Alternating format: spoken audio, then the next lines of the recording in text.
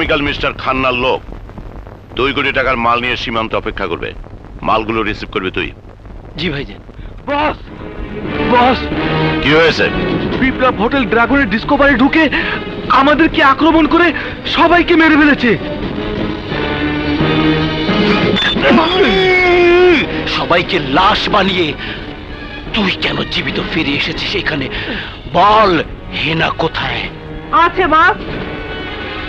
হেনাকে আমি ড্রাগনের 7 তলায় আমাদের পার্সোনাল রুমে রেখে কড়া পাহারার ব্যবস্থা করে রেখেছি। Good, very good. কিলার, বলো ভাইজান। বিপ্লব যখন ড্রাগন চিনেছে, আমার বিশ্বাস আবার সে আসবে হেনাকে উদ্ধার করতে।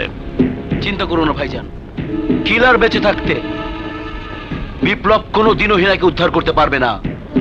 আবার যদি সে হোটেল ড্রাগনে আসে, রুহুনি এসে ফিরে যেতে পারবে না। হেনা লোহানির পন্থীশালায় আটক। আইনের কাছে আমাকে নির্দোষ প্রমাণ করতে হলে ওকে ওখান থেকে বের করে আনতেই হবে। হ্যাঁ, বিপ্লব জেল থেকে পালিয়ে এসে আমাকে খুঁজে বেড়াচ্ছে প্রতিশোধ নেওয়ার জন্য। আজ হোক কাল হোক আমার খোঁজে আবার সেখানে আসবে। না না, তার আগে আমাকে এখান থেকে বের হতে হবে। আইনের কাছে প্রমাণ করতে হবে বিপ্লব নির্দোষ।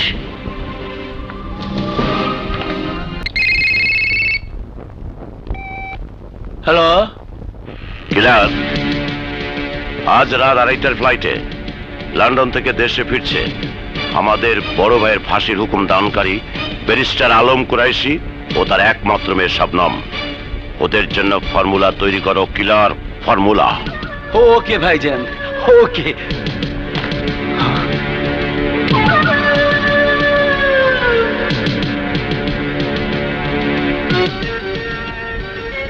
রাহু,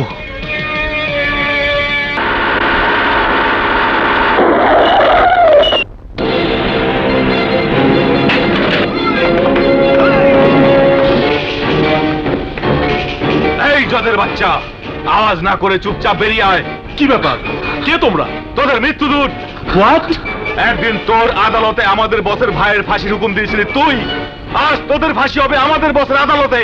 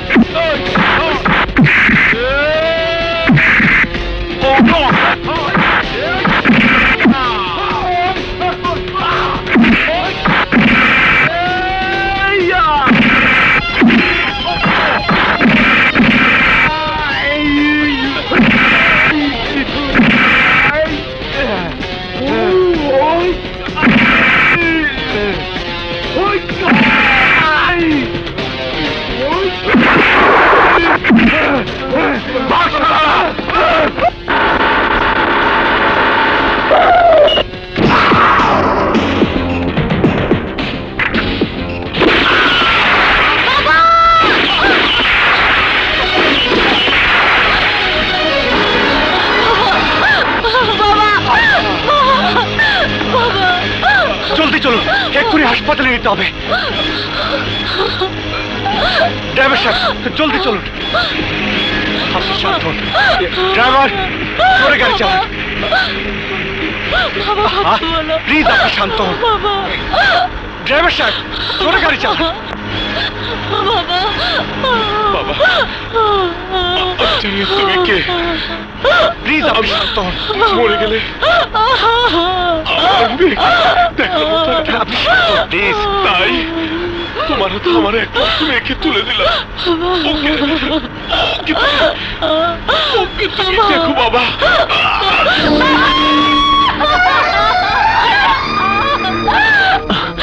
প্লিজ মিস শবনম, আপনি শান্ত হন।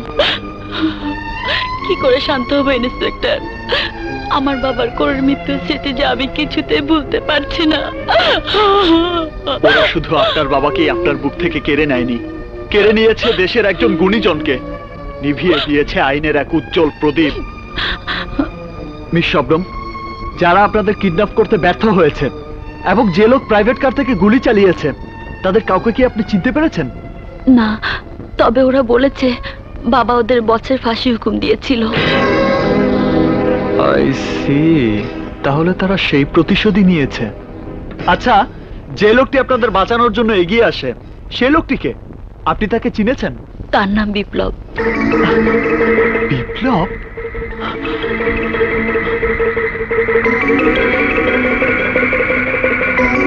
মিস শবনম, ভালো করে দেখুন তো এই লোক কিনা। হ্যাঁ হ্যাঁ, এই সেই লোক যে খুনিদের হাত থেকে বাবাকে বাঁচানোর জন্য আপ্রাণ চেষ্টা করেছিল। উনি না থাকলে হয়তো আমাকে ওরা মেরে ফেলতো। ঘটনা খুবই জটিল। মিস শবনম, আপনার বাবার খুনিদের অ্যারেস্ট করতে হলে বিপ্লবকে প্রয়োজন। আমার বিশ্বাস বিপ্লব হয়তো সেই খুনিদের সন্ধান দিতে পারবে। ঠিক আছে, বিপ্লবের সাথে যদি দেখা হয় তাহলে তাকে নিয়ে আপনার কাছে আসব। কিন্তু বিপ্লব যে কোনোদিনই পুলিশের মুখোমুখি হবে না। কারণ?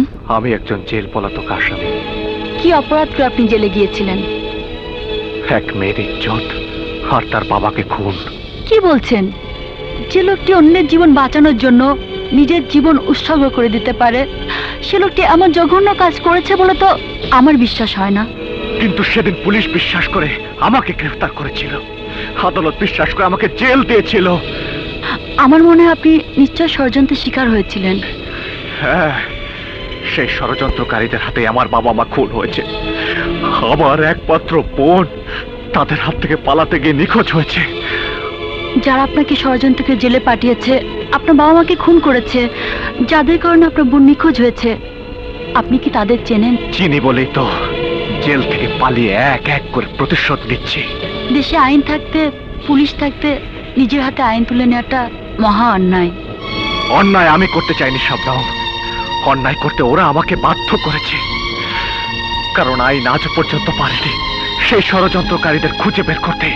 আইন আজও পারেনি আমার বাবা মার খুনিদের খুঁজে বের করতে, পারেনি নিখোঁজ হয়ে যাওয়া আমার একমাত্র বোনকে খুঁজে বের করতে। জানি না আমার হারানো বোন আজ কোথায় কি অবস্থায় আছে।